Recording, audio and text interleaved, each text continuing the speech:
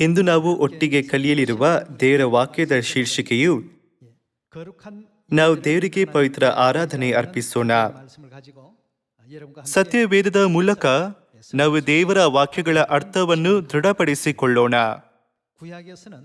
ಹಳೆ ಉಡಂಬಡಿಕೆಯಲ್ಲಿ ಆರಾಧನೆ ಎಂಬ ಪದವು ಯಜ್ಞಬಲಿ ಎಂದು ವ್ಯಕ್ತಪಡಿಸಲಾಗಿದೆ.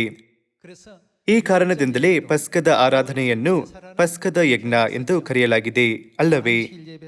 ಸಬತ್ ಆರಾಧನೆಯನ್ನು ಹಳೆ ಉಡಂಬಡಿಕೆಯಲ್ಲಿ ಸಬತ್ ಯಜ್ಞ ಎಂದು ಕರೆಯಲಾಗಿತ್ತು.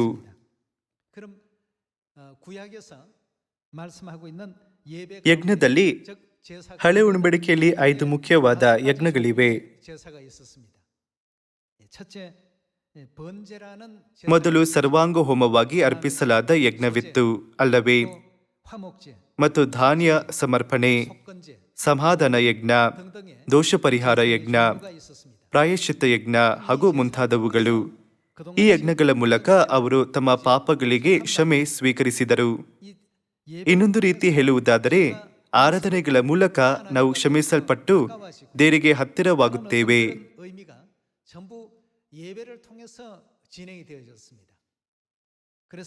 ಹಳೆ ಉಡಂಬಡಿಕೆಯ ಕಾಲದಲ್ಲಾಗಲಿ ಹೊಸ ಉಡಂಬಡಿಕೆಯ ಕಾಲದಲ್ಲಾಗಲಿ ದೇವರನ್ನು ನಮ್ಮನ್ನು ಸಂಬಂಧಗೊಳಿಸುವುದು ಆರಾಧನೆಯೇ ಹೊರತು ಬೇರೆ ಯಾವ ಕೊಂಡಿಯೂ ಇಲ್ಲವಾಗಿದೆ. ಆರಾಧನೆಯು ಪರಲೋಕ ಹಾಗೂ ಈ ಭೂಮಿಯನ್ನು ಸಂಬಂಧಗೊಳಿಸುವ ಏಣಿ ಹಾಗೂ ಸೇತುವೆಯಂತೆ ಕೆಲಸ ಮಾಡುತ್ತದೆ. ನಾವು ಇದರ ಕುರಿತು ಯೋಚಿಸಿದಾಗ ಆರಾಧನೆ ಎಷ್ಟು ಮುಖ್ಯ ಎಂದು ಅರ್ಥ ಮಾಡಿಕೊಳ್ಳಬಹುದು. ಮೊದಲನೆಯದಾಗಿ ಇದು ದೇವರ ಆಹ್ವಾನವಾಗಿದೆ ಮತ್ತು ಎರಡನೆಯದಾಗಿ ದೇವರನ್ನು ಸಂಧಿಸುವುದಾಗಿದೆ. ಪ್ರಸಂಗ ಎಂಬ ವಿಷಯಕ್ಕೆ ಬಂದಾಗ ಕೆಲವರು ಈ ಪಾಸ್ಟರಿನ ಪ್ರಸಂಗ ಚೆನ್ನಾಗಿದೆ ಮತ್ತು ಆ ಪಾಸ್ಟರಿನ ಪ್ರಸಂಗ ಬೇಸರವಾಗುತ್ತೆ, ಅಥವಾ ಈ ಪಾಸ್ಟರಿನ ಪ್ರಸಂಗವು ಬಹಳ ಉದ್ದ ಹಾಗೂ ಆ ಪಾಸ್ಟರಿನ ಪ್ರಸಂಗವು ಚಿಕ್ಕದು ಎಂದು ಹೇಳುತ್ತಾರೆ. ಎಷ್ಟಾದರೂ ಪ್ರಸಂಗ ಮಾತ್ರ ಮುಖ್ಯವಲ್ಲ. ಪ್ರಸಂಗ ಎಂದರೇನು? ಅದು ದೇವರ ವಾಕ್ಯವನ್ನು ಬರೀ ತಲುಪಿಸುವುದಾಗಿದೆ. ನಾವು ಇಲ್ಲಿ ಪಾಸ್ಟರಿನ ಕೌಶಲ್ಯ ಅಥವಾ ತಂತ್ರವನ್ನು ಆನಂದಿಸಲು ಅಥವಾ ಅವರು ವಿವರಿಸುವುದರಲ್ಲಿ ಉತ್ತಮರ ಇಲ್ಲವಾ ಎಂದು ನೋಡಲು ಬರುವುದಿಲ್ಲ. ನೀವು ಒಂದು ಪ್ರಸಂಗವನ್ನು ಕೇಳಲು ಅಥವಾ ಒಂದು ಗಾನ ವೃಂದವನ್ನು ಕೇಳಲು ಆರಾಧನೆಗೆ ಬಂದರೆ ಅದು ತಪ್ಪು. ನೀವು ಇಂದು ಇಲ್ಲಿ ದೇವರನ್ನು ಸಂಧಿಸಲು ಬಂದಿದ್ದೀರಿ ಮತ್ತು ನೀವೆಲ್ಲರೂ ಇಲ್ಲಿ ದೇವರು ನಮ್ಮ ಪಾಪಗಳನ್ನು ಪರಿಹಾರ ಮಾಡಿದ್ದಕ್ಕಾಗಿ ಹಾಗೂ ಅವರ ಆಶೀರ್ವಾದಗಳಿಗೆ ಕೃತಜ್ಞತೆ ಸಲ್ಲಿಸಲು ಬಂದಿದ್ದೀರಿ.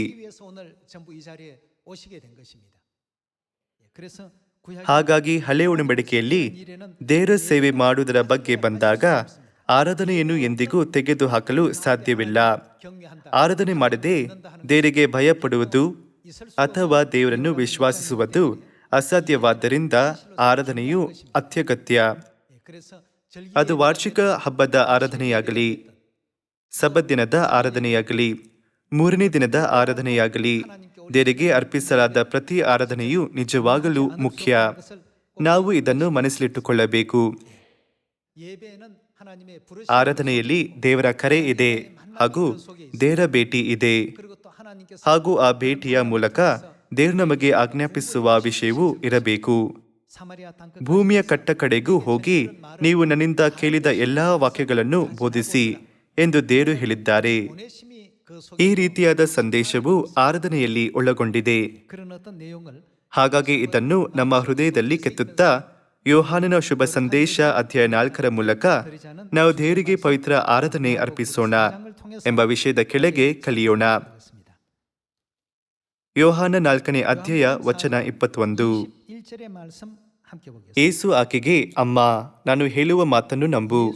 ಒಂದು ಕಾಲ ಬರುತ್ತದೆ, ಆ ಕಾಲದಲ್ಲಿ ನೀವು ತಂದೆಯನ್ನು ಆರಾಧಿಸಬೇಕಾದರೆ ಈ ಬೆಟ್ಟಕ್ಕೂ ಹೋಗುವುದಿಲ್ಲ, ಯೆರೂಸಲೇಮಿಗೂ ಹೋಗುವುದಿಲ್ಲ. ಬರಬೇಕಾದ ರಕ್ಷಣೆಯು ಯೆಹೂದ್ಯರೊಳಗಿಂದ ಬರುತ್ತದಷ್ಟೇ. ಆದುದರಿಂದ ನಾವು ಅರಿತಿರುವುದನ್ನೇ ಆರಾಧಿಸುವವರಾಗಿದ್ದೇವೆ, ನೀವು ಅರಿಯದೇ ಇರುವಂಥದ್ದನ್ನು ಆರಾಧಿಸುವವರು. ಅದಿರಲಿ, ಸತ್ಯಭಾವದಿಂದ ದೇವಾರಾಧನೆ ಮಾಡುವವರು ಆತ್ಮೀಯ ರೀತಿಯಲ್ಲಿ ಸತ್ಯಕ್ಕೆ ತಕ್ಕ ಹಾಗೆ ತಂದೆಯನ್ನು ಆರಾಧಿಸುವ ಕಾಲ ಬರುತ್ತದೆ. ಅದು ಈಗಲೇ ಬಂದಿದೆ. ತಂದೆಯು ತನ್ನನ್ನು ಆರಾಧಿಸುವವರು ಇಂಥವರೇ ಆಗಿರಬೇಕೆಂದು ಅಪೇಕ್ಷಿಸುತ್ತಾನಲ್ಲವೇ? ದೇವರು ಇಂತಹ ಜನರನ್ನು ಹುಡುಕುತ್ತಾರೆ.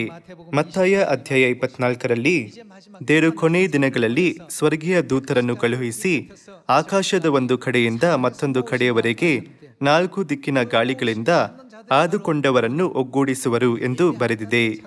ದೇವರು ಒಗ್ಗೂಡಿಸುವ ಆ ಆದುಕೊಂಡವರು ಯಾರು? ಅದು ನಿಜವಾದ ಆರಾಧಕರು. ಅವರು ಯಾರನ್ನು ಆರಾಧಿಸುವರು? ಅವರು ನಿಜವಾದ ದೇವರನ್ನು ಆರಾಧಿಸುವರು. ದೇವರು ಅಂತಹ ಜನರನ್ನು ಹುಡುಕುತ್ತಾರೆ.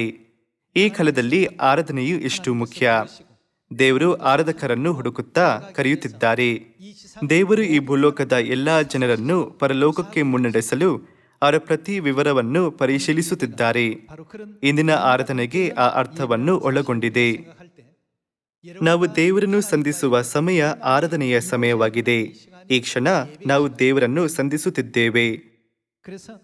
ಯೋಹಾನ ಅಧ್ಯಾಯ 4ರಲ್ಲಿ ತಂದೆ ಆತನನ್ನು ಆರಾಧಿಸುವವರನ್ನು ಹುಡುಕುತ್ತಿದ್ದಾರೆ ಎಂದು ಬರೆದಿದೆ.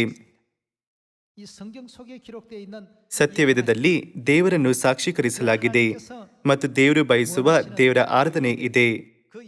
ದೇವರು ತಾನು ಬಯಸುವ ಆರಾಧನೆಯಲ್ಲಿ ಭಾಗಿಯಾಗುವವರನ್ನು ಹುಡುಕುತ್ತಿದ್ದಾರೆ. ಕೀರ್ತನೆಗಳು 50ಕ್ಕೆ ಹೋಗಿ ದೇವರ ಚಿತ್ತವನ್ನು ಅರ್ಥ ಮಾಡಿಕೊಳ್ಳೋಣ.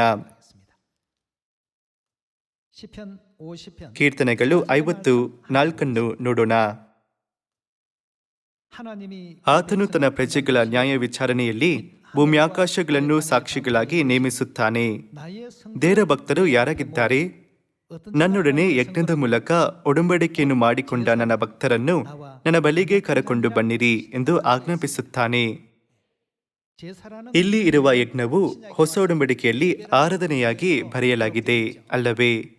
ಯಜ್ಞ ಹಾಗೂ ಆರಾಧನೆ ಒಂದೇ ಅರ್ಥವನ್ನು ಹೊಂದಿದೆ. ನನ್ನೊಡನೆ ಯಜ್ಞದ ಮೂಲಕ ಒಡಂಬಡಿಕೆಯನ್ನು ಮಾಡಿಕೊಂಡ ನನ್ನ ಭಕ್ತರನ್ನು ನನ್ನ ಬಳಿಗೆ ಕರೆಕೊಂಡು ಬನ್ನಿರಿ ಎಂದು ದೇವರು ಹೇಳಿದ್ದಾರೆ. ಹಳೆ ಒಡಂಬಡಿಕೆಯ ಸಮಯದಲ್ಲಿ ಹಳೆ ಒಡಂಬಡಿಕೆಯೊಂದಿಗೆ ಹಾಗೂ ಹೊಸ ಒಡಂಬಡಿಕೆಯ ಸಮಯದಲ್ಲಿ ಹೊಸ ಒಡಂಬಡಿಕೆಯೊಂದಿಗೆ ಮತ್ತು ಯೋಹಾನ 4ರಲ್ಲಿ ತಂದೆ ಆರಾಧಕರನ್ನು ಹುಡುಕುತ್ತಿದ್ದಾರೆ ಎಂದು ಯೇಸು ಹೇಳಿದ್ದಾರೆ. ಆರಾಧನೆ ಇಲ್ಲದೆ ನಾವು ದೇವರ ಹಾಗೂ ನಮ್ಮ ನಡುವೆ ಇರುವ ಸಂಬಂಧವನ್ನು ಕಲ್ಪನೆ ಕೂಡ ಮಾಡಿಕೊಳ್ಳಲಾಗದು. ಮತ್ತು ಆರಾಧನೆ ಇಲ್ಲದೆ ವಿಶ್ವಾಸಿ ಹಾಗೂ ಅವಿಶ್ವಾಸಿ ನಡುವೆ ವ್ಯತ್ಯಾಸ ಮಾಡುವ ಮಾನದಂಡ ಇರುವುದಿಲ್ಲ.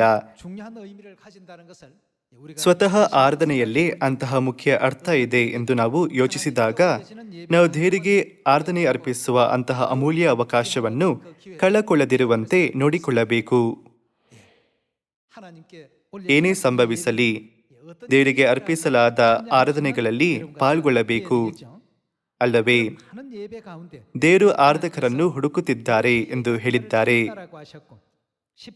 ಮತ್ತು ಕೀರ್ತನೆಗಳು 50ರಲ್ಲಿ ನನ್ನೊಡನೆ ಯಜ್ಞದ ಮೂಲಕ ಒಡಂಬಡಿಕೆಯನ್ನು ಮಾಡಿಕೊಂಡ ನನ್ನ ಭಕ್ತರನ್ನು ನನ್ನ ಬಳಿಗೆ ಕರೆಕೊಂಡು ಬನ್ನಿರಿ ಎಂದು ದೇವರು ಹೇಳಿದ್ದಾರೆ. ಹಾಗಾದರೆ ಮೊದಲು ಯಾವ ಯಜ್ಞಗಳು ದೇವರಿಗೆ ಒಳಪಟ್ಟವು ಎಂದು ನೋಡುತ್ತಾ ದೇವರು ಕರೆಯುವುದು ಎಂತಹ ಜನರನ್ನು ಎಂದು ದೃಢಪಡಿಸಿಕೊಳ್ಳೋಣ. ವಿಮೋಚನಕಾಂಡ ಅಧ್ಯಾಯ 12 ನೋಡೋಣ. ವಿಮೋಚನಕಾಂಡ ಅಧ್ಯಾಯ 12 ವಚನ 25. ಯೆಹೋವನು ತನ್ನ ಮಾತಿನ ಮೇರೆಗೆ ನಿಮಗೆ ಕೊಡುವ ದೇಶಕ್ಕೆ ನೀವು ಬಂದಾಗ ಈ ಆಚಾರವನ್ನು ನಡೆಸಬೇಕು. ಮುಂದೆ ನಿಮ್ಮ ಮಕ್ಕಳು ನೀವು ನಡೆಸುವ ಈ ಆಚಾರವೇನೆಂದು ನಿಮ್ಮನ್ನು ಕೇಳುವಾಗ ನೀವು ಅವರಿಗೆ ಏನೆಂದು ಹೇಳಬೇಕು? ಯೆಹೋವನ ಪಸ್ಕವೆಂಬ ಈ ಯಜ್ಞಾಚಾರವನ್ನು ನಡೆಸುವುದುಂಟು ಎಂದು ಹೇಳಬೇಕು ಅಂದನು. ಪಸ್ಕದ ಆರಾಧನೆಯು ಹಳೆಯ ಒಡಂಬಡಿಕೆಯಲ್ಲಿ ಪಸ್ಕದ ಯಜ್ಞ ಎಂದು ಕರೆಯಲಾಗಿದೆ. ದೇವರು ಈ ರೀತಿ ಆರಾಧನೆಯನ್ನು ಅರ್ಪಿಸುವ ಜನರನ್ನು ಹುಡುಕಿ ಒಗ್ಗೂಡಿಸುತ್ತಿದ್ದಾರೆ. ನಾನು ನಿಮಗೆ ಪ್ರತಿನಿಧಿಸುವ ಆರಾಧನೆಯಲ್ಲಿ ಒಂದನ್ನು ತೋರಿಸಿದೆ. ವಚನ 27 ಮತ್ತೊಮ್ಮೆ ನೋಡೋಣ. ನೀವು ಅವರಿಗೆ ಯೆಹೋವನು ಐಗುಪ್ತರನ್ನು ಸಂಹರಿಸಿದಾಗ ಐಗುಪ್ತ ದೇಶದಲ್ಲಿದ್ದ ಇಸ್ರಾಯೇಲರ ಮನೆಗಳಲ್ಲಿ ಪ್ರವೇಶಿಸದೆ ಮುಂದಕ್ಕೆ ದಾಟಿ ನಮ್ಮವರನ್ನು ಉಳಿಸಿದದರಿಂದ ನಾವು ಯೆಹೋವನ ಪಸ್ಕವೆಂಬ ಈ ಯಜ್ಞಾಚಾರವನ್ನು ನಡೆಸುವುದುಂಟು ಎಂದು ಹೇಳಬೇಕು ಅಂದನು. ಜನರು ತಲೆಬಾಗಿ ನಮಸ್ಕರಿಸಿದರು. ನಾವು ವಿಮೋಚನಕಾಂಡ ಅಧ್ಯಾಯ 12, ಯೋಹಾನ ಅಧ್ಯಾಯ 4 ಹಾಗೂ ಕೀರ್ತನೆಗಳು ಅಧ್ಯಾಯ 50 ಪರಿಗಣೆಗೆ ತೆಗೆದುಕೊಂಡಾಗ ನಾವು ಸತ್ಯದಲ್ಲಿದ್ದು ಪಸ್ಕವನ್ನು ಆಚರಿಸುತ್ತಿರುವುದರಿಂದ ನಾವು ಖಂಡಿತ ದೇವರು ಹುಡುಕುತ್ತಿರುವ ಸ್ವರ್ಗೀಯ ಜನರು ಎಂದು ದೃಢಪಡಿಸಿಕೊಳ್ಳಬಹುದು. ಸತ್ಯವೇದದ ಸಾಕ್ಷಿಗಳ ಮೂಲಕ ಇದು ಸತ್ಯವಾಗಿದೆ. ಹಾಗಾದರೆ ಹಳೆ ಒಡಂಬಡಿಕೆಯ ಸಮಯದಲ್ಲಿ ಅವರು ಹೇಗೆ ಆರಾಧನೆ ಅರ್ಪಿಸಿದರು? ಸತ್ಯವೇದದಲ್ಲಿ ಯಜ್ಞದ ಕುರಿತು ಅನೇಕ ಪದಗಳಿದೆ ಮತ್ತು ಅವು ಹಳೆ ಒಡಂಬಡಿಕೆಯನ್ನು ಆಗಾಗ ಓದದವರಿಗೆ ಸ್ವಲ್ಪ ವಿಚಿತ್ರವಾಗಿ ಕೇಳಬಹುದು. 5 ರೀತಿಯ ಯಜ್ಞಗಳಿವೆ. ಆ ಯಜ್ಞಗಳ ಗುಣಲಕ್ಷಣಗಳ ಕುರಿತು ಯೋಚಿಸೋಣ. ಈಗ ದೋಷ ಪರಿಹಾರಕ್ಕಾಗಿ ಆರಾಧನೆ, ಕೃತಜ್ಞತೆ ಅರ್ಪಿಸಲು ಆರಾಧನೆ ಹಾಗೂ ದೇವರಿಗೆ ಮಹಿಮೆ ಅರ್ಪಿಸಲು ಆರಾಧನೆಯಂತಹ ವಿವಿಧ ಆರಾಧನೆಗಳು ಇರುವಂತೆ ಹಳೆ ಉಡಂಬಡಿಕೆಯಲ್ಲಿ 5 ವಿಭಿನ್ನ ರೀತಿಯ ಆರಾಧನೆಗಳಿವೆ.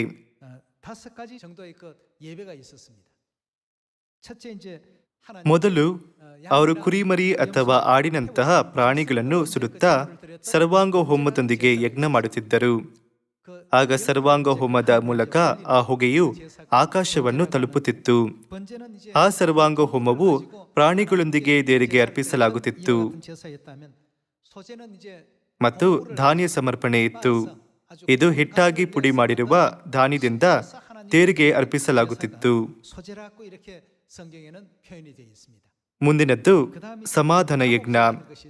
ಇದು ದನ, ಆಡು ಅಥವಾ ಕುರಿಮರಿಯಂತಹ ಪ್ರಾಣಿಗಳೊಂದಿಗೆ ದೇವರಿಗೆ ಅರ್ಪಿಸಬೇಕು. ಸಮಾಧಾನ ಯಜ್ಞವನ್ನು ಅವರು ಅರ್ಪಿಸುವಾಗ ಯಜ್ಞಕ್ಕಾಗಿ ಕಾಣಿಕೆಗಳನ್ನು ತಂದವರು ಅವರು ಒಟ್ಟಿಗೆ ಕಾಣಿಕೆಯನ್ನು ತಿನ್ನಬಹುದು. ಮುಂದಿನದ್ದು ಪಾಪ ಪರಿಹಾರ ಹಾಗೂ ದೋಷ ಪರಿಹಾರಕ ಯಜ್ಞ. ಈ ಕಾಣಿಕೆಗಳು ಸರ್ವಾಂಗ ಹೋಮವಾಗಿತ್ತು. ಸರ್ವಾಂಗ ಹೋಮದಲ್ಲಿ ನಿರಂತರವಾಗಿ ಅರ್ಪಿಸಲಾಗುತ್ತಿದ್ದ ಪಾಪ ಪರಿಹಾರ ಹಾಗೂ ದೋಷ ಪರಿಹಾರ ಯಜ್ಞ ಒಳಗೊಂಡಿತ್ತು. ಪಾಪ ಪರಿಹಾರ ಹಾಗೂ ದೋಷ ಪರಿಹಾರ ಯಜ್ಞವು ತಮ್ಮ ಪಾಪಗಳಿಗೆ ಕ್ಷಮೆಯನ್ನು ಕೇಳುವ ದೋಷ ಪರಿಹಾರದ ಅರ್ಥ ಒಳಗೊಂಡಿತ್ತು. ಆದರೆ ಪಾಪ ಪರಿಹಾರ ಯಜ್ಞವನ್ನು ಒಬ್ಬ ವ್ಯಕ್ತಿ ದೇವರ ಚಿತ್ತದ ವಿರುದ್ಧ ಧರ್ಮ ವಿಧಿಯನ್ನು ಭಂಗಪಡಿಸಿ ಅಥವಾ ದೇವರ ವಿರುದ್ಧ ಪಾಪ ಮಾಡಿದಾಗ ಅರ್ಪಿಸುತ್ತಿದ್ದರು. ಮತ್ತು ದೋಷ ಪರಿಹಾರ ಯಜ್ಞವನ್ನು ಒಬ್ಬ ವ್ಯಕ್ತಿ ಸಾಮಾಜಿಕ ನಿಯಮವನ್ನು ಭಂಗಪಡಿಸಿದಾಗ ಅರ್ಪಿಸಲಾಗುತ್ತಿತ್ತು. ಉದಾಹರಣೆಗೆ, ಒಬ್ಬ ವ್ಯಕ್ತಿಯ ಹಸು ಬೇರೊಬ್ಬರ ಹೊಲಕ್ಕೆ ನುಗ್ಗಿ ಆ ಹೊಲವನ್ನು ಹಾಳು ಮಾಡಿತು ಅಂದುಕೊಳ್ಳೋಣ. ಆಗ ಆ ಹಸುವಿನ ಮಾಲೀಕನು ಅದನ್ನು ಸರಿದೂಗಿಸಲು ದೋಷ ಪರಿಹಾರ ಯಜ್ಞವನ್ನು ಅರ್ಪಿಸಬೇಕಾಗಿತ್ತು. ಈ ರೀತಿ ಪಾಪ ಪರಿಹಾರ ಯಜ್ಞ ಹಾಗೂ ದೋಷ ಪರಿಹಾರ ಯಜ್ಞ ಎರಡು ಪಾಪದ ಪರಿಹಾರಕ್ಕಾಗಿ ಮಾಡಲಾಗಿತ್ತು. ಆದರೆ ಅದರ ಮಧ್ಯೆ ವ್ಯತ್ಯಾಸವಿತ್ತು. ಪಾಪ ಪರಿಹಾರ ಯಜ್ಞವು ದೇವರ ಹಾಗೂ ಧರ್ಮ ವಿಧಿಯ ವಿರುದ್ಧ ಪಾಪದ ಪರಿಹಾರಕ್ಕಾಗಿ ಅರ್ಪಿಸಲಾಗುತ್ತಿತ್ತು. ಆದರೆ ದೋಷ ಪರಿಹಾರ ಯಜ್ಞವು ಸಾಮಾಜಿಕ ನಿಯಮದ ವಿರುದ್ಧ ಮಾಡಿದ ಅಥವಾ ಜನರ ನಡುವೆ ಮಾಡಿದ ಪಾಪಕ್ಕಾಗಿ ಅರ್ಪಿಸಲಾಗುತ್ತಿತ್ತು. ಇದು ವ್ಯತ್ಯಾಸವನ್ನು ಅರ್ಥ ಮಾಡಿಕೊಳ್ಳಲು ಬಹಳ ಸುಲಭ ದಾರಿ. ಈ ರೀತಿ ಇಸ್ರಾಯೇಲರು ವರ್ಷಪೂರ್ತಿ ದೇವರಿಗೆ ಯಜ್ಞಗಳನ್ನು ಅರ್ಪಿಸುತ್ತಿದ್ದರು. ಅವರು ಪ್ರತಿದಿನ ಬೆಳಿಗ್ಗೆ ಮತ್ತು ಮಧ್ಯಾಹ್ನ ದೇವರಿಗೆ ಸರ್ವಾಂಗ ಹೋಮವನ್ನು ಅರ್ಪಿಸುತ್ತಿದ್ದರು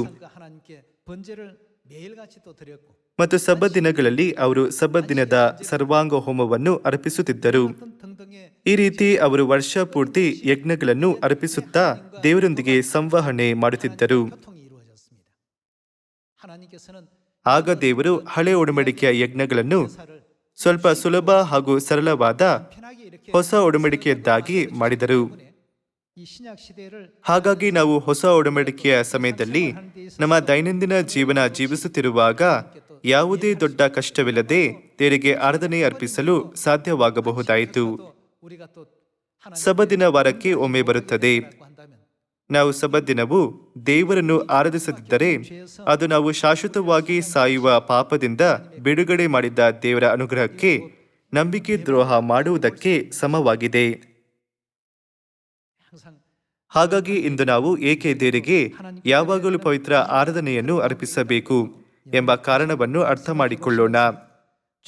ವಿಮೋಚನಕಾಂಡ ಅಧ್ಯಾಯ 12ರಲ್ಲಿ ದೇವರು ಪಸ್ಕವನ್ನು ಪಸ್ಕದ ಯಜ್ಞ ಎಂದು ಕರೆದಿದ್ದಾರೆ ಮತ್ತು ಇದು ಯೆಹೋವನಿಗೆ ಅರ್ಪಿಸಲಾದ ಯಜ್ಞ ಎಂದು ಸ್ಪಷ್ಟವಾಗಿ ಹೇಳಿದ್ದಾರೆ.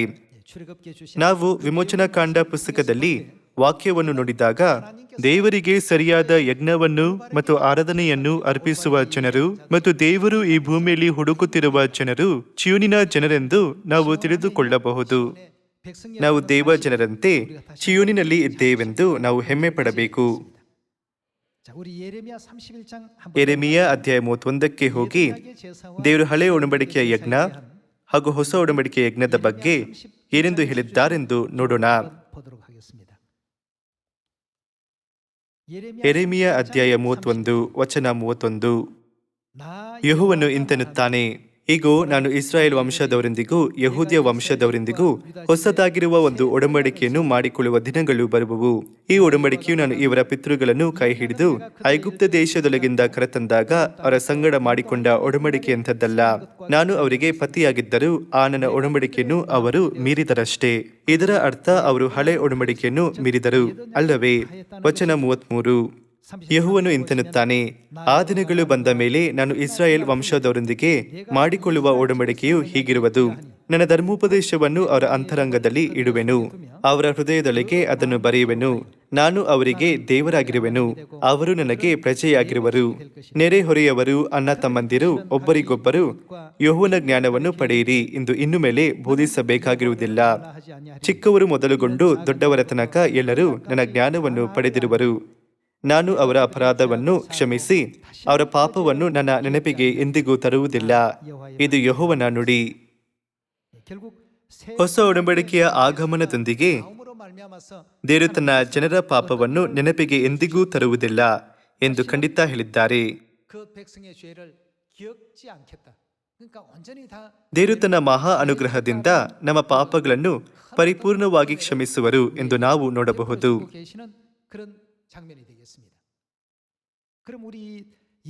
ಆರಾಧನೆ ಅಥವಾ ಯಜ್ಞದ ವಿಷಯದಲ್ಲಿ ದೇವರು ನಮಗೆ ಆರಾಧನೆ ಅಥವಾ ಯಜ್ಞವಿಲ್ಲದೆ ಪಾಪಗಳ ಕ್ಷಮೆ ಹೊಂದಲಾಗದು ಎಂದು ಹಳೆ ಒಡಂಬಡಿಕೆಯಲ್ಲಿ ಕಲಿಸಿದ್ದಾರೆ. ಯಾಜಕಕಾಂಡ ಅಧ್ಯಾಯ 6ಕ್ಕೆ ಹೋಗೋಣ. ನಾವು ಏಕೆ ಆರಾಧನೆಯನ್ನು ಅರ್ಪಿಸುತ್ತೇವೆ ಎಂದು ತಿಳಿದುಕೊಳ್ಳಬೇಕು. ನಾವು ಬರೀ ಕೆಲವು ಹಾಡನ್ನು ಹಾಡಿ ಪ್ರಾರ್ಥಿಸಲು ಮಾತ್ರ ಬರುವುದಿಲ್ಲ. ನಾವು ನಮ್ಮ ಹೃದಯದ ಕೇಂದ್ರದಲ್ಲಿ ಆತನ ಕುರಿತು ಯೋಚಿಸುತ್ತಾ ದೇವರಿಗೆ ಆರಾಧನೆಯನ್ನು ಅರ್ಪಿಸಬೇಕು. ಯಾಜಕಕಾಂಡ ಅಧ್ಯಾಯ 6 ವಚನ 6. ಮತ್ತು ಅವನು ಪ್ರಾಯಶ್ಚಿತಕ್ಕಾಗಿ ನಿನಗೆ ಸರಿ ಎಂದು ತೋರುವ ಪೂರ್ಣಾಂಗವಾದ ಟಗರನ್ನು ಹಿಂಡಿನಿಂದ ತಂದು ಯಾಜಕನಿಗೆ ಒಪ್ಪಿಸಬೇಕು. ಯಾಜಕನು ಅವನಿಗೋಸ್ಕರ ಯೆಹೋವನ ಸನ್ನಿಧಿಯಲ್ಲಿ ದೋಷ ಪರಿಹಾರವನ್ನು ಮಾಡಿದಾಗ ಅವನು ಯಾವ ವಿಷಯದಲ್ಲಿ ಅಪರಾಧಕ್ಕೆ ಒಳಗಾಗಿದ್ದಾನೋ ಆ ವಿಷಯದಲ್ಲಿ ಅವನಿಗೆ ಏನಾಗುವುದು? ಅವನಿಗೆ ಕ್ಷಮಾಪಣೆಯಾಗುವುದು. ನಾವು ಯಜ್ಞ ಅಂದರೆ ಆರಾಧನೆ ಮಾಡದಿದ್ದರೆ ದೋಷ ಪರಿಹಾರವಾಗಲು ಯಾವ ದಾರಿಯೂ ಇಲ್ಲವಾಗಿದೆ. ಇಂದು ಸಹ ದೇವರು ನಮಗೆ ಈ ಆರಾಧನೆಯನ್ನು ಅನುಮತಿಸದಿದ್ದರೆ ನಾವು ಪರಲೋಕದಲ್ಲಿ ದೇವರ ವಿರುದ್ಧ ಮಾಡಿದ ಘೋರ ಪಾಪಗಳ ಕ್ಷಮೆ ಹೇಗೆ ಸ್ವೀಕರಿಸಲು ಸಾಧ್ಯ? ದೇವರು ನಮ್ಮನ್ನು ಬಿಡುಗಡೆ ಮಾಡಿದ ಕೃಪೆಗೆ ನಾವು ಹೇಗೆ ಕೃತಜ್ಞತೆ ಅರ್ಪಿಸಲು ಸಾಧ್ಯ? ಹಾಗಾಗಿ ಯಾಜಕಕಾಂಡ ಪುಸ್ತಕದ ಮೂಲಕ ದೇವರು ನೆರಳಿನಂತೆ ಹಳೆ ಒಡಂಬಡಿಕೆಯಲ್ಲಿ ನಮ್ಮ ಪಾಪಗಳು ಹೇಗೆ ಕ್ಷಮಿಸಲ್ಪಡುತ್ತದೆ ಎಂದು ತೋರಿಸಿದ್ದಾರೆ. ಯಾಜಕಕಾಂಡ 6:7 ನಮ್ಮ ಪಾಪಗಳು ದೇವರಿಗೆ ಅರ್ಪಿಸಿದ ಆರಾಧನೆಯ ಮೂಲಕ ಕ್ಷಮಿಸಲ್ಪಡುವುದು ಎಂಬ ನಿಜ ಸಂಗತಿಯನ್ನು ದೇವರು ಸ್ಪಷ್ಟವಾಗಿ ತಿಳಿಯಪಡಿಸಿದ್ದಾರೆ. ಈ ಕಾರಣದಿಂದಲೇ ಆರಾಧನೆಯು ಮುಖ್ಯ. ಹಾಗೂ ಇಂದು ನಾವು ಅರ್ಪಿಸುವ ಈ ಆರಾಧನೆಯ ಮೂಲಕ ನಮ್ಮ ಪಾಪ ಹಾಗೂ ಅಪರಾಧಗಳು ಪರಿಪೂರ್ಣವಾಗಿ ಕ್ಷಮಿಸಲ್ಪಡುತ್ತದೆ. ಹಾಗಾಗಿ ನಾವು ಇದಕ್ಕಾಗಿ ದೇವರಿಗೆ ಕೃತಜ್ಞತೆ ಹಾಗೂ ಮಹಿಮೆ ಅರ್ಪಿಸಬಹುದೆಂದು ನಾನು ನಿರೀಕ್ಷಿಸುತ್ತೇನೆ. ಆರಾಧನೆಯ ಕುರಿತು ಆರಾಧನೆಯು ಅಷ್ಟು ಮುಖ್ಯವಲ್ಲ, ಸಂಪ್ರದಾಯಕ್ಕಿಂತ ಮುಖ್ಯವಾದದ್ದು ಹೃದಯ ಎಂದು ಕೆಲವರು ಹೇಳುತ್ತಾರೆ. ಅದು ನಿಜ. ಕೆಲವು ದಾರಿಯಲ್ಲಿ ಅದು ಸತ್ಯವಾಗಿ ಕೇಳಬಹುದು. ಆದರೆ ಜನರ ಹೃದಯವು ದೇವರ ಕಡೆ ಇದ್ದರೆ ಅವರು ಏನು ಮಾಡುತ್ತಾರೆ? ಅವರು ಅದರ ಪ್ರಕಾರ ವರ್ತಿಸುತ್ತಾರೆ ಅಲ್ಲವೇ? ಒಬ್ಬ ವ್ಯಕ್ತಿ ನಾನು ಯೇಸುವನ್ನು ನಂಬುತ್ತೇನೆ, ನಾನು ದೇವರನ್ನು ನಂಬುತ್ತೇನೆ ಎಂದು ಬರೀ ಯೋಚಿಸಿ ಏನನ್ನೂ ಮಾಡದೇ ಇರುವಾಗ ಆತನ ನಂಬಿಕೆ ಪರಿಪೂರ್ಣ ಎಂದು ನಾವು ಹೇಳಬಹುದಾ? ಯಾಕೋಬ ಅಧ್ಯಾಯ 2 ಅಂತಹ ನಂಬಿಕೆಯ ಬಗ್ಗೆ ಏನೆಂದು ಹೇಳುತ್ತದೆ? ಅದು ಸತ್ತದ್ದು ಎಂದು ಹೇಳುತ್ತದೆ. ಅದರಲ್ಲಿ ಒಂದು ರೂಪವಿದೆ, ಆದರೆ ಅದರಲ್ಲಿ ಜೀವಶಕ್ತಿ ಇಲ್ಲ. ನಮ್ಮಲ್ಲಿ ಜೀವಶಕ್ತಿ ಇರಬೇಕಾದರೆ ನಮ್ಮ ನಂಬಿಕೆಯು ನಮ್ಮ ಕೃತ್ಯಗಳಿಂದ ಕೂಡಿರಬೇಕು, ಅಲ್ಲವೇ? ಆದ್ದರಿಂದ ನಾವು ಆರಾಧನೆಯನ್ನು ಹಗುರವಾಗಿ ಪರಿಗಣಿಸಬಾರದು ಅಥವಾ ಅದನ್ನು ಹೀನೈಸಬಾರದು. ಸಾಮುವೇಲ ಅಧ್ಯಾಯ 21ರಲ್ಲಿ ದೇವರಿಗೆ ಅರ್ಪಿಸಿದ ಆರಾಧನೆಯನ್ನು ಹಗುರವಾಗಿ ತೆಗೆದುಕೊಂಡು ಅದನ್ನು ಹೀನೈಸಿದ್ದರಿಂದ ಶಪಿಸಲ್ಪಟ್ಟ ಕೆಲವು ಜನರ ನಿದರ್ಶನವನ್ನು ನೋಡಬಹುದು. 1 ಸಮುವೇಲ ಅಧ್ಯಾಯ 2ರಲ್ಲಿ ಇದನ್ನು ನೋಡಬಹುದು. 1 ಸಮುವೇಲ ಅಧ್ಯಾಯ 2:17 ನೋಡೋಣ. ಹೀಗೆ ಆ ಯೌವನಸ್ಥರು ಯೆಹೋವನ ನೈವೇದ್ಯವನ್ನು ಏನು ಮಾಡಿದ್ದರಿಂದ, ತುಚ್ಛೀಕರಿಸಿದ್ದರಿಂದ ಅವರ ಅಪರಾಧವು ಆತನ ದೃಷ್ಟಿಯಲ್ಲಿ ಅಧಿಕವಾಯಿತು. ದೇವರ ನೈವೇದ್ಯವನ್ನು ಹಳೆ ಒಡಂಬಡಿಕೆಯಲ್ಲಿ ಯಜ್ಞ ಎಂದು, ಹೊಸ ಒಡಂಬಡಿಕೆಯಲ್ಲಿ ಆರಾಧನೆ ಎಂಬ ಪದವನ್ನು ಬಳಸಲಾಗಿದೆ. ಆದರೆ ಅವೆರಡ ಅರ್ಥ ಒಂದೇ. ಯೆಹೋವನ ನೈವೇದ್ಯವನ್ನು ತುಚ್ಛೀಕರಿಸಿದ್ದರಿಂದ ಅವರ ಅಪರಾಧವು ಅಧಿಕವಾಯಿತು. ಇಲ್ಲಿ ಅಧಿಕ ಎಂದು ಮಾತ್ರ ಹೇಳಲಾಗಿಲ್ಲ, ಆದರೆ ಅದರೊಂದಿಗೆ ಪರಿವರ್ತಕವನ್ನು ಬಳಸಲಾಗಿದೆ. ಬಹಳ ಎಂಬುದನ್ನು ಅದಕ್ಕೆ ಸೇರಿಸಲಾಗಿದೆ. ನಾನು ಅದನ್ನು ದೇವರ ದೃಷ್ಟಿಯಲ್ಲಿ ಅವರ ಪಾಪವು ಚಿಕ್ಕದಲ್ಲ, ಆದರೆ ಬಹಳ ಅಧಿಕ ಎಂದು ಓದಬಹುದು. ಎಲ್ಲರೂ ನಾವು ಇದನ್ನು ಸತ್ಯವೇದದಲ್ಲಿ ನೋಡಿದಾಗ ನಾವು ದೇವರಿಗೆ ಅರ್ಪಿಸುವ ಈ ಆರಾಧನೆಯು ಎಂದಿಗೂ ಚಿಕ್ಕ ವಿಷಯವಲ್ಲ ಎಂಬುದನ್ನು ನೆನಪಿನಲ್ಲಿಟ್ಟುಕೊಂಡು ಹೃದಯದಲ್ಲಿ ಕೆತ್ತಬೇಕು. ಚಿಯೂನಿನ ಮಕ್ಕಳಂತೆ ನಾವು ನಮ್ಮ ಸ್ವರ್ಗೀಯ ತಂದೆ ತಾಯಿಗೆ ಹೆಚ್ಚು ಮಹಿಮೆ, ಸ್ತುತಿ ಹಾಗೂ ಕೃತಜ್ಞತೆ ಅರ್ಪಿಸಬೇಕು.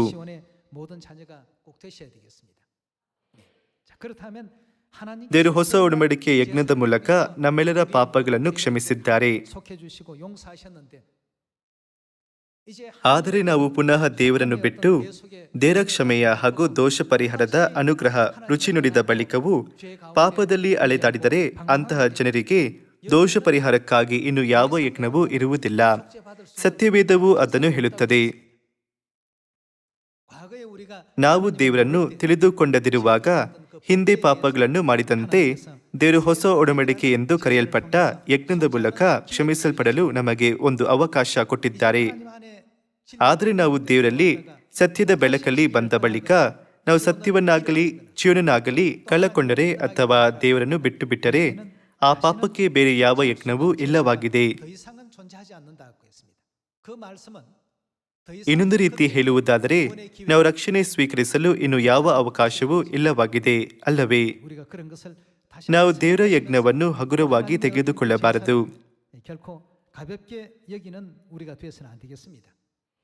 ಇಬ್ರಿಯರಿಗೆ 10ನೇ ಅಧ್ಯಾಯ 26 ನೋಡೋಣ. ಯಾಕಂದರೆ ಸತ್ಯದ ಪರಿಜ್ಞಾನವನ್ನು ನಾವು ಹೊಂದಿದ ಮೇಲೆ ಬೇಕೆಂದು ಪಾಪ ಮಾಡಿದರೆ ಪಾಪ ಪರಿಹಾರಕ್ಕಾಗಿ ಇನ್ನಾವ ಯಜ್ಞವೂ ಇರುವುದಿಲ್ಲ. ಅತ್ಯಂತ ಭಯದಿಂದ ಎದುರು ನೋಡತಕ್ಕ ನ್ಯಾಯ ತೀರ್ಪು, ದೇವರ ವಿರೋಧಿಗಳನ್ನು ದಹಿಸುವ ತೀಕ್ಷ್ಣವಾದ ಅಗ್ನಿಯು ಇವೇ ನಮ್ಮ ಮುಂದೆ ಇರುವವು.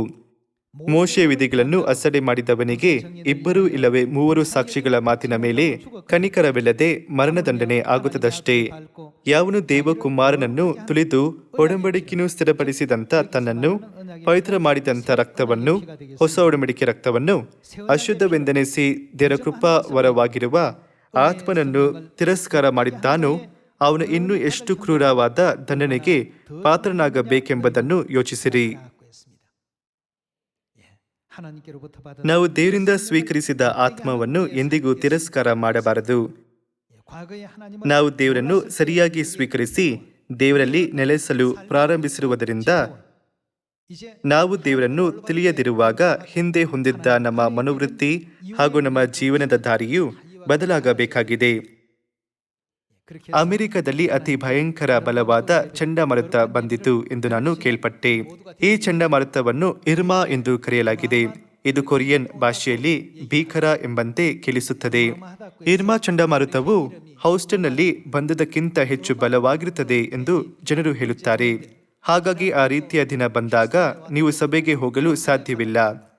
ಏಕೆಂದರೆ ಅಂತಹ ತಡೆಯಲಾಗದ ಪರಿಸ್ಥಿತಿಯಲ್ಲಿ ಸಭೆಗೆ ಹೋಗಲು ಹೆಚ್ಚು ಸಾರಿಗೆ ಇರುವುದಿಲ್ಲ. ದೇವರು ನಮಗೆ ಮನೆಯಲ್ಲಿ ವೈಯಕ್ತಿಕ ಆರಾಧನೆ ಮಾಡಲು ಅನುಮತಿಸುವರು. ಆದರೆ ಆ ಪರಿಸ್ಥಿತಿಯಲ್ಲಿ ಇರುವ ತನಕ ನಾವು ಏನು ಮಾಡಬೇಕು? ನಾವು ಇಂದು ಇದನ್ನು ಮನಸ್ಸಿನಲ್ಲಿಟ್ಟುಕೊಳ್ಳೋಣ ಮತ್ತು ಇಂದು ಸಬ್ಬತ್ ದಿನವನ್ನು ಆಚರಿಸಲು ನಮಗೆ ಅನುಮತಿಸುತ್ತಾ ನಮ್ಮ ಪಾಪಗಳನ್ನೆಲ್ಲ ಕ್ಷಮಿಸದಕ್ಕಾಗಿ ದೇವರಿಗೆ ಕೃತಜ್ಞತೆ ಅರ್ಪಿಸೋಣ. ಎಲ್ಲ ಆರಾಧನೆಗಳ ಮೂಲಕ ನಾವು ಹೆಚ್ಚು ಆಶೀರ್ವದಿಸಲ್ಪಟ್ಟು ದೇವರ ಅನುಗ್ರಹದಿಂದ ತುಂಬಿಕೊಳ್ಳೋಣ. ನಾವು ಯಾವುದೇ ನಿರೀಕ್ಷೆ ಇಲ್ಲದೆ ಜೀವಿಸುವ ಜನರಂತೆಯಲ್ಲ, ಆದರೆ ಅವರೊಳಗಿಂದ ಆದುಕೊಳ್ಳಲಾದ ಸ್ವರ್ಗೀಯ ಜನರು ಎಂದು ಸತ್ಯವೇದದ ಸಾಕ್ಷಿಗಳ ಮೂಲಕ ದೃಢಪಡಿಸಿಕೊಳ್ಳಬಹುದು.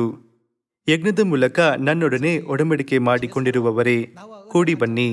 ಅವರ ಹೆಸರು ಪರಲೋಕದ ಜೀವಬಾಧ್ಯರ ಪುಸ್ತಕದಲ್ಲಿ ಬರೆಯಲಾಗಿದೆ ಹಾಗೂ ನಾನು ಅವರನ್ನು ಒಗ್ಗೂಡಿಸಿ ಅವರನ್ನು ಪರಲೋಕಕ್ಕೆ ಕರೆಕೊಂಡು ಹೋಗುವೆನು ಎಂದು ಸತ್ಯವೇದದಲ್ಲಿ ಬರೆಯಲಾಗಿದೆ. ಇದು ದೇವರ ಚಿತ್ತ. ಇದನ್ನು ಮನಸ್ಸಿನಲ್ಲಿಟ್ಟುಕೊಂಡು ಈ ಸುಂದರ ಹಾಗೂ ವೈಭವ ಯಜ್ಞ ಹಾಗೂ ಸುಂದರ ಆರಾಧನೆಯನ್ನು ಅನುಮತಿಸಿದ್ದಕ್ಕಾಗಿ ಎಲೋಹಿಂ ದೇವರಿಗೆ ನಿತ್ಯ ಕೃತಜ್ಞತೆ ಮಹಿಮೆ ಅರ್ಪಿಸೋಣ.